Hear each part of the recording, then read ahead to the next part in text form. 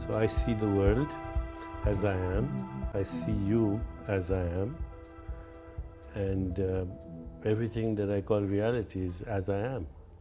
Yeah, everything that you see in reality is somehow seems to be shaped by what you find to be good, by your values. Is there my true self beyond that perspective?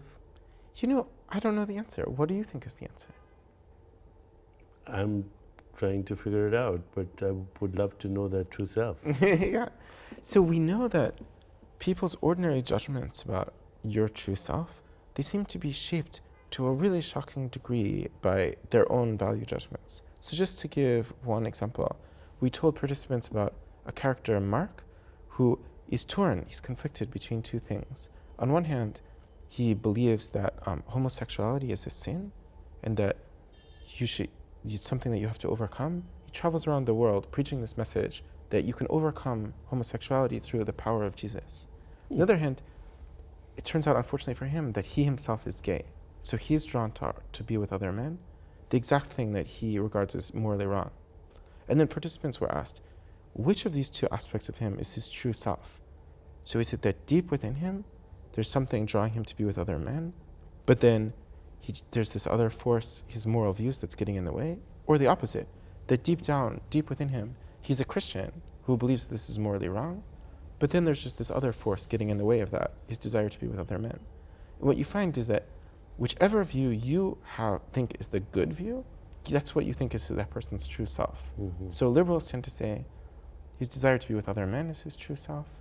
The conservatives tend to say his desire to free himself from this, mm-hmm. his belief that it's morally wrong, that's his true self.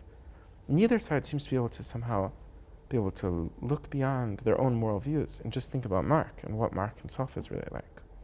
So, I was a student of Krishnamurti, whether you know of him or not, but he used to say that there's the conditioned mind and then there's the whole mind, or the pure mind.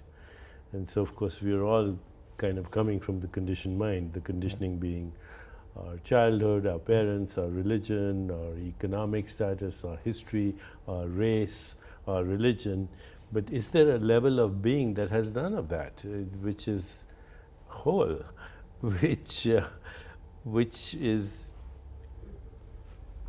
infinite possibilities? Is there a level of that we can function from? Because that would be a wonderful experience of healing and joy. I wish I knew the answer to that question as well.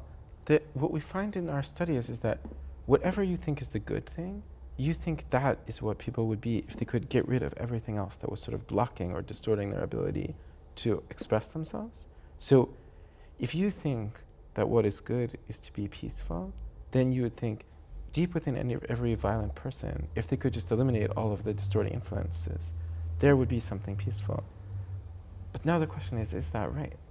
So we have to figure out, is there some way we can know what someone really would be like if they could strip away everything and reveal their true self?